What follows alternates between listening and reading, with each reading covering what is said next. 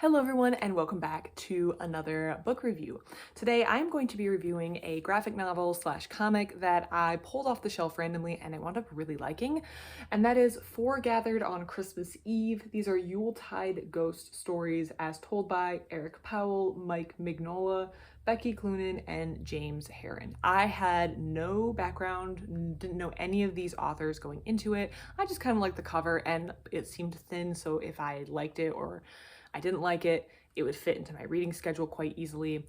And I decided to give it a read. I felt like it kind of balanced the Halloween vibes that we're getting really close to, but with the Christmas vibes that are coming up. And I felt like it had some connections with other things I have read either this year or want to read in the future. So I decided to take it out.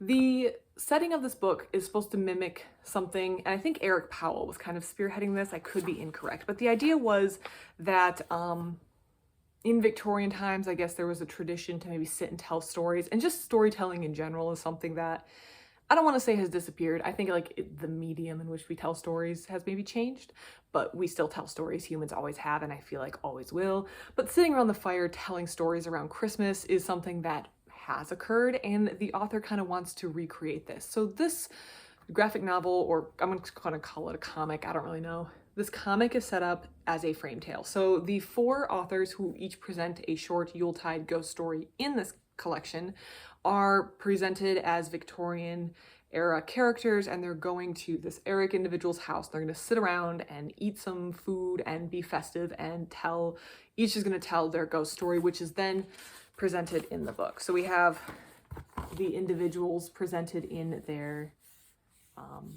Victorian era style, and then each goes to tell their story. And it's really cool to see the different distinctive storytelling and art styles next to each other, and in between the stories is like a break back to the characters. So there's four, and they're by Eric Powell, again, Mignola, Becky Cloonan, and James Harren. Did not know any of them, but I have on good authority since getting this book out that Becky Cloonan and Mignola, but Becky Cloonan is like well known and supposed to be quite good, so I apologize for not knowing them in advance, but I definitely have now been exposed to their work, and I can also agree with that assessment.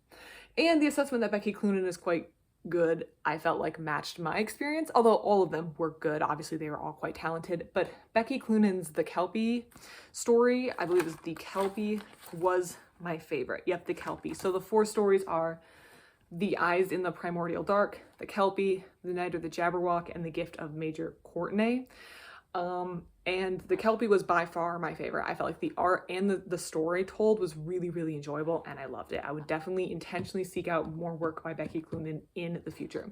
Second favorite is probably Eyes in the Primordial Dark, just because there involves a ship in space, and that sort of stuff is very enjoyable. Plus, it creates a really good spooky atmosphere when you have an enclosed environment, so no one can get on or off the ship. And then in the third and final spot, I'd probably put the last two as a tie. Night of the Jabberwock is a retelling of the Jabberwocky, which is like a nonsense poem. I actually read it in 6th grade. And The Gift of Major Courtenay, which one was fine, but I don't know, that one just didn't grab me as much as the other one, especially The Kelpie did. The Kelpie was just, in my opinion, by far the best one in the book. Now, the stories are quite small and short, only a couple pages each, so I'm not going to go too far into the plot. But if you have read this one, I would like to hear which one you prefer. Which story was your favorite, if you had any of them, or if you have any thoughts or opinions on any of the four stories. Now, there are some connections in this book to other things I have read or things I want to read. The first being, when I pulled this off, for some reason I was reminded of M.R. James. I read, or I listened to, or he has some connection to a medieval ghost story that I listened to, which I really liked. And that was earlier this year in the spring, I believe. And sure enough, the beginning of this book references M.R. James, and also references another book that I've been meaning to read, but I haven't put on my to-read list, which is The Turn of the Screw by Henry James. So I immediately placed a hold on that. And in placing a hold on The Turn of the Screw, which I believe was described as like classic Victorian horror. Yeah. In remembering or in referencing The Turn of the Screw by Henry James, I was reminded that about 2 months ago at this point, I had placed a hold on The Bad Seed by William March, which is another like classic spooky book, which the hold has still not come in, which is very unusual for my library, particularly because there's not a massive line. Like if there's 30 people ahead of me, I would expect to wait this long, but I wonder if the hold is just mixed up in the system where they can't find the book.